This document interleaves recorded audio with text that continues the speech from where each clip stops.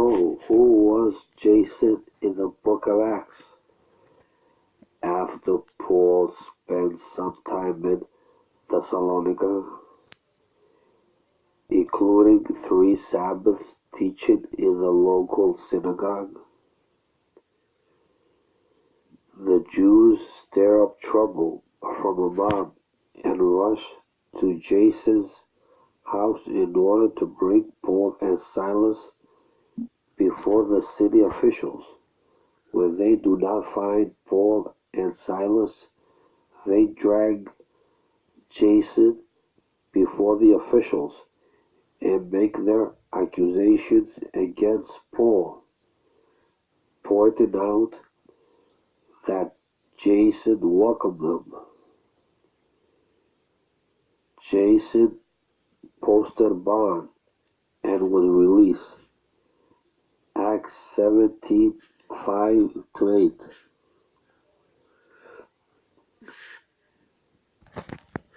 Jason suddenly appears in the story in Acts 17 as Paul's host in Thessalonica.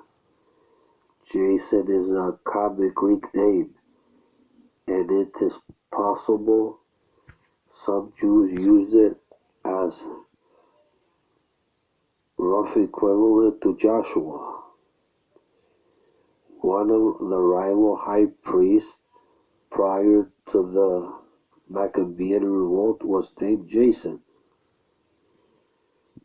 This is usually explained as an example of Hellenization, rather than using the Hebrew name Joshua. He used a Greek equivalent, Jason. It is impossible to know if Jason in Acts 17 is Greek or Jewish, simply from his name. Since he hosts Paul, Silas, and Timothy in his home, commentaries often assume he was prosperous, but this may not be the case. Acts 18:3. Paul stayed and worked with Aquila and Priscilla as tent makers. They may have rented a workshop and lived in rooms attached to the workshop. Jason's situation may have been better in Thessalonica. If he was a craftsman with several storerooms, he could have hosted several people in his home. For an illustration of the range of homes for early Christians, see Peter Oakes, Reading Romans in Pompeii, Fortress, 2009. On the other hand, Jason was able to post bond not only for himself but also for Paul and Silas. In the often quoted opinion of N.A. Sherwin-White, what is happening to Jason is clear enough.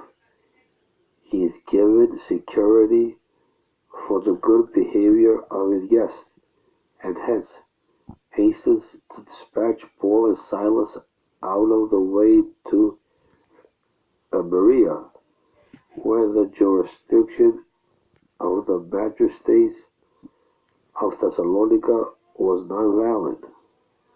Although we have no clue how much was required, that he could make any sort of payment is an indication he had some wealth.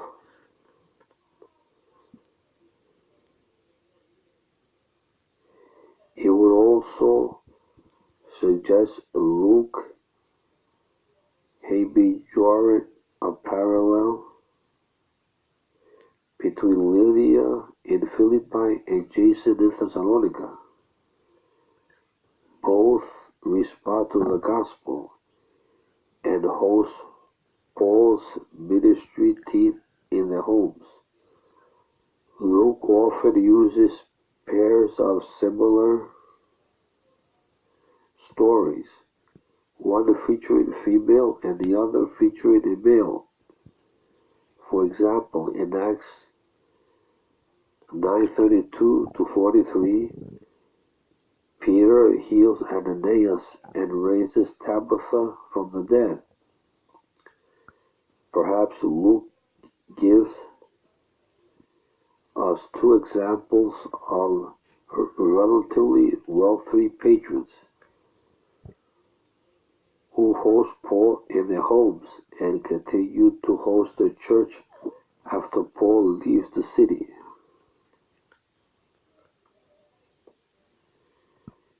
Is Jason the same person Paul mentions in Romans 16:21?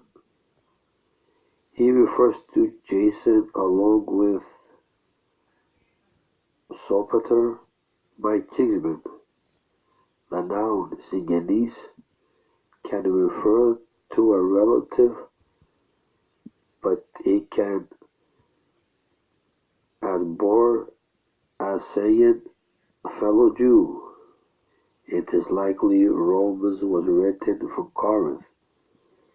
During the 3 months Paul stayed in Corinth in Acts 20:2-3. In 24, Luke indicates Paul was accompanied by Sopater of Berea and Aristarchus and Secundus from Thessalonica. Although this is possible, but since Luke is ready to identify a relative of Paul in Acts 23:16, it is more likely this Jason is not a relative of Paul. He is likely a Jew or God-fearing Gentile who heard Paul's preaching in the synagogue and was among those who joined Paul and Silas. That Paul and Silas are forced out of Thessalonica, leaving Jason with a financial burden, is an issue which likely haunted Paul. One of the main themes of 1 Thessalonians dealing with the charge Paul was a huckster who came to Thessalonica for personal gain and left Jason in financial and legal danger. Thank you.